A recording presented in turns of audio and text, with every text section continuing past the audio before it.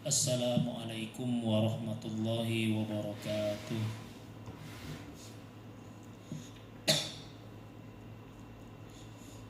Innal hamdalillahi nahmaduhu wa nasta'inuhu wa nastahdihi wa nastaghfiruh wa na'udzu billahi min shururi anfusina wa sayyiati a'malina.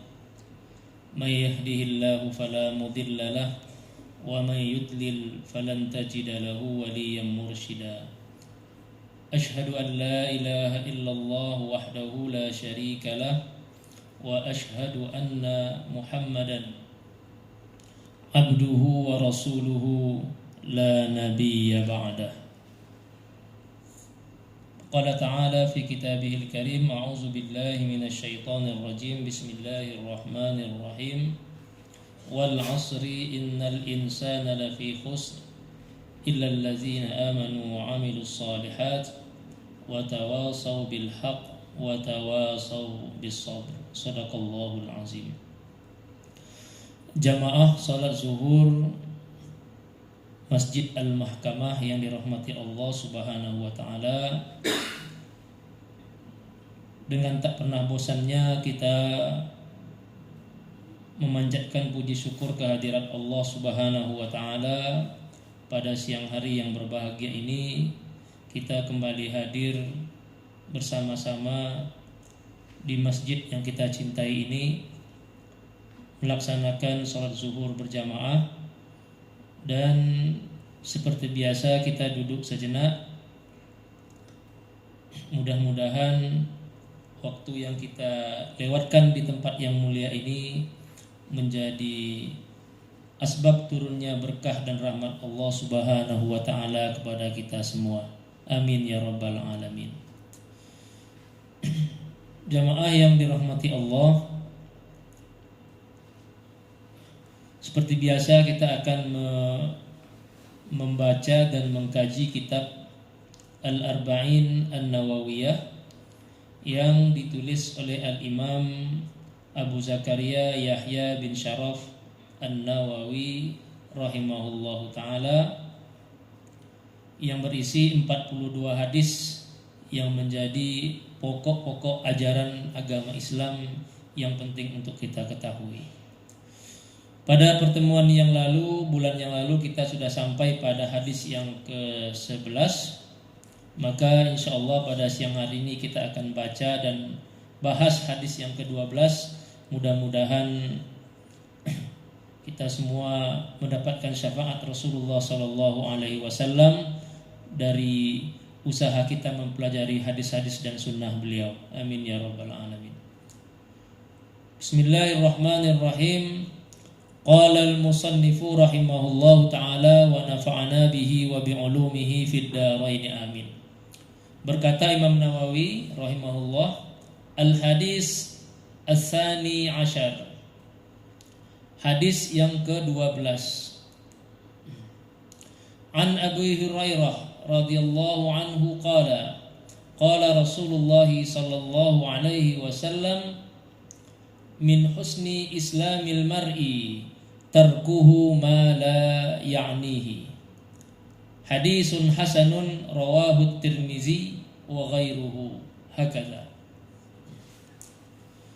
Hadis yang ke-12, an Abi Hurairah, diriwayatkan dari Abu Hurairah radhiyallahu anhu, semoga Allah meridainya.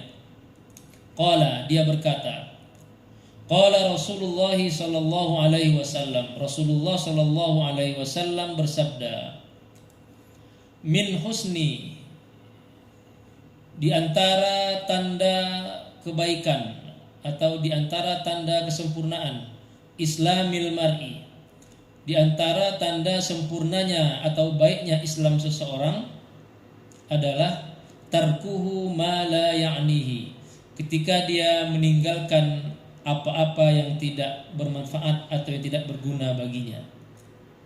Hadis hasan, hadis ini hasan, rawahu Tirmizi, yang diriwayatkan oleh Imam At-Tirmizi wa ghairuhu, dan para perawi hadis lainnya. Jamaah yang dirahmati Allah Subhanahu wa taala, jadi hadis yang ke-12 ini merupakan hadis yang masih diriwayatkan oleh sahabat Nabi Abu Hurairah radhiyallahu anhu, yaitu sahabat Nabi yang paling banyak meriwayatkan hadis, ya, yang nama asli beliau adalah Abdurrahman bin Sakhar radhiyallahu taala anhu. Dalam riwayat lain hadis ini juga diriwayatkan oleh Ali bin Husain bin Ali radhiyallahu anhu, atau yang kita kenal dengan nama Ali Zainal Abidin, ya, secara mursal. Artinya Ali Zainal Abidin ini meriwayatkan langsung dari Nabi, padahal beliau tidak pernah bertemu dengan Nabi. Karena Ali Zainal Abidin ini ketika lahir Nabi sudah meninggal. Ya. Namun dalam riwayat lain diriwayatkan secara bersambung oleh Abu Hurairah radhiyallahu anhu. Jamaah yang dirahmati Allah Subhanahu wa taala, itu dari segi sanadnya, ya. Jadi hadis ini adalah hadis yang hasan dari segi sanadnya. Artinya sanadnya baik, tidak dhaif, ya. Adapun secara kandungan pelajaran yang dapat kita ambil dari hadis ini adalah Rasulullah mengatakan, qala Rasulullah sallallahu alaihi wasallam.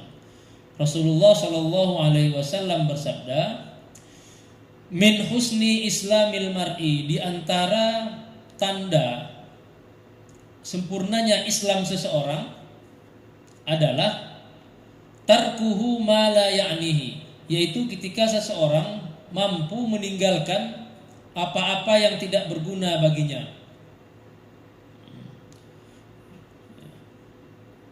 Min husni islamil mar'i, di antara tanda baiknya Islam seseorang, para ulama mengatakan min husni islamil mar'i itu artinya min kamali islamil mar'i, di antara sempurnanya Islam seseorang. Ini menunjukkan kepada kita jamaah yang dirahmati Allah bahwa level kita dalam beragama itu bertingkat-tingkat. Ada yang levelnya itu baru pemula, ada yang levelnya level standar, ada yang levelnya itu level sempurna dalam beragama. Sama seperti dalam dunia manajemen, itu ada level poor, ya, levelnya buruk, ada yang levelnya average, rata-rata, ada yang levelnya good, baik, dan ada yang levelnya excellent, sempurna, ya, istimewa, gitu ya. Nah, dalam beragama juga seperti itu. Ada orang yang beragama itu levelnya baru level pemula, ada levelnya baik-baik saja, dan ada yang levelnya itu sempurna Islamnya. Dan inilah yang diinginkan oleh Rasulullah Sallallahu Alaihi Wasallam dari kita semua. Pada hadis sebelumnya, ini berkaitan dengan hadis sebelumnya jamaah yang dirahmati Allah. Pertama, Rasulullah itu melarang kita mengerjakan yang haram-haram. Nah, itu Islam level pemula. Lalu setelah itu Rasulullah tingkatkan lagi supaya kita meninggalkan yang syubhat-syubhat. Itu levelnya agak naik sedikit. Bukan hanya yang haram yang kita tinggalkan, yang syubhat juga kita tinggalkan. Nah, ini hadis yang ke-12 ini itu naik level lagi Islam kita menjadi yang sempurna. Bukan hanya kita meninggalkan yang haram, bukan hanya meninggalkan yang syubhat, tapi juga meninggalkan sesuatu yang tidak ada gunanya, yang tidak ada manfaatnya. Walaupun secara zahir itu kelihatannya boleh-boleh saja. Nah, maka Rasulullah mengatakan di antara tanda sempurnanya Islam seseorang adalah dia meninggalkan sesuatu yang tidak ada gunanya dalam kehidupan dia. Tarkuhu ma la ya'nihi, ketika orang meninggalkan sesuatu yang tidak berguna, yang tidak bermanfaat. Ma la ya'nihi fi dunyahu wa ukhrahu, ma la ya'nihi fi umuri dunya wal akhirah, baik yang tidak bermanfaat di dunia maupun yang tidak bermanfaat di akhirat. Artinya jamaah yang dirahmati Allah Subhanahu wa taala, yang tidak berguna itu ada dua. Ada yang tidak berguna di dunia dan ada yang tidak berguna di akhirat. Selama masih ada gunanya, walaupun itu urusannya duniawi, itu masih dianjurkan untuk kita kerjakan. Tapi kalau tidak ada gunanya sama sekali, tidak ada untungnya untuk dunia kita, tidak ada untungnya untuk akhirat kita, nah inilah yang dianjurkan dan diperintahkan oleh Rasulullah untuk kita tinggalkan. Jamaah yang dirahmati Allah, mengapa kita harus meninggalkan sesuatu yang tidak ada gunanya? Pertama, karena hidup kita ini berharga. Waktu yang kita punya ini sangat mahal. Umur yang kita miliki ini sangat bernilai, sangat berharga, bahkan tak ternilai harganya. Waktu yang kita miliki di kehidupan dunia ini adalah modal utama kita. Karena itu modal, jangan kita sia-siakan untuk hal-hal yang tidak berguna. Untuk kehidupan dunia kita nggak ada gunanya, tidak menghasilkan uang, tidak menghasilkan manfaat, tidak menghasilkan apa-apa, tapi kita kerjakan. Apalagi untuk akhirat kita tidak ada pahalanya sama sekali, tidak ada tidak ada ganjarannya sama sekali dari Allah Subhanahu wa taala. Nah, jemaah yang dirahmati Allah Subhanahu wa taala. Itu alasan yang pertama, karena waktu kita sangat bernilai. Dan setiap detik kehidupan kita itu nanti di akhirat akan ditanya Allah Subhanahu wa taala, kemana kita habiskan? An umrihi fima afnah. Allah akan tanya kepada kita, umur kamu kemana kamu habiskan? Apakah untuk yang sia-sia yang tidak ada gunanya, atau sesuatu yang ada gunanya? Maka jamaah yang dirahmati Allah Subhanahu wa taala, kalau kita menyadari bahwa waktu ini sangat berharga, maka tidak akan pernah kita sia-siakan. Tidak akan pernah kita habiskan untuk hal-hal yang percuma.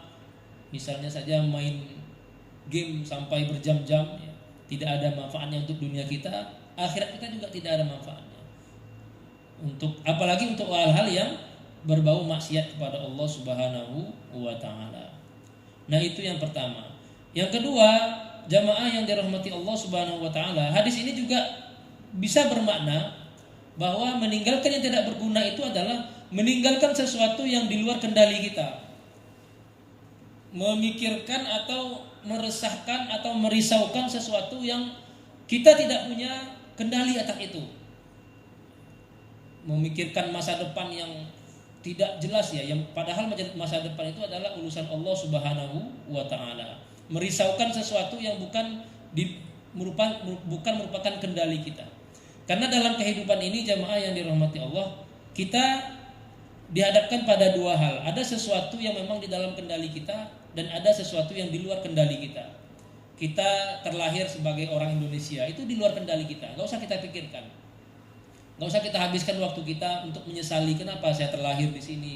Kenapa saya lahir dari orang tua yang miskin misalnya. Kenapa saya memikirkan sesuatu yang di luar kendali kita. Memikirkan suasana di dunia yang kacau balau seperti ini. Memang boleh kita pikir, tapi kalau kita risaukan sampai itu menguras waktu kita, itu kita telah memikirkan sesuatu yang tidak ada manfaatnya bagi kita. Lebih baik kita optimalkan usia kita optimalkan hari-hari kita optimalkan waktu dan kemampuan kita untuk sesuatu yang memang ada di dalam kendali kita. Hal-hal yang terdekat dengan kita sehari-hari, sholat kita, gimana kita sholat itu kan di dalam kendali kita. Kita mau sholat atau tidak, kita punya kendali. Kita mau berbuat baik atau tidak, kita punya kendali. Kita mau berbuat buruk atau tidak, kita punya kendali, punya kontrol. Oleh karena itu, kalau dalam mazhab filsafat itu ada namanya filsafat stoik, itu membedakan antara dikotomi kontrol dikotomi kendali.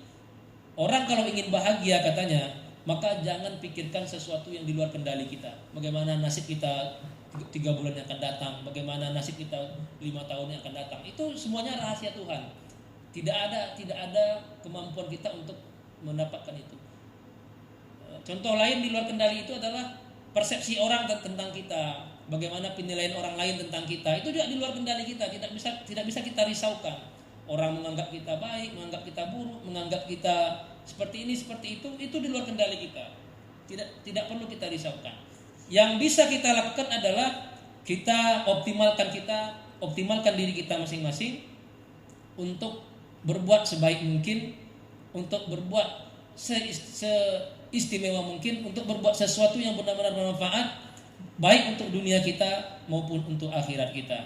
Nah, inilah yang oleh kata dalam filsafat itu, kunci kebahagiaan itu adalah ketika kita mampu membedakan antara sesuatu yang di luar kendali kita dengan sesuatu yang ada di dalam kendali kita. Nah, jamaah yang dirahmati Allah Subhanahu wa taala, dalam beragama juga seperti itu. Rasulullah Shallallahu Alaihi Wasallam mengajarkan kepada kita sesuatu yang tidak ada di tangan kita, itu jangan kita risaukan. Biarlah Allah Subhanahu Wa Taala yang akan menentukannya bagi kita. Tugas kita adalah berbuat sebaik mungkin. Qulillahumma malikal mulki tu'til mulka man tasya. Dalam banyak ayat Allah Subhanahu Wa Taala telah mengatakan bahwa sesuatu itu semuanya itu di dalam genggaman Allah Subhanahu Wa Taala. Allahumma la mani alima a'taita wa la mu'tiya lima mana'ta wa la radda lima qadaita. Kalau Allah ingin, Allah akan beri kepada kita. Kalau Allah tidak ingin, Allah tidak akan beri kepada kita. Nah, semuanya itu kita tawakal dan berserah diri kepada Allah Subhanahu Wa Taala sambil berikhtiar melakukan apa-apa yang terbaik untuk kehidupan dunia dan akhirat kita.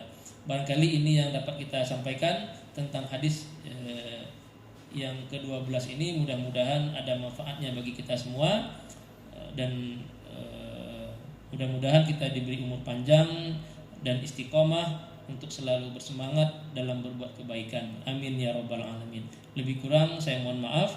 Wassalamualaikum warahmatullahi wabarakatuh.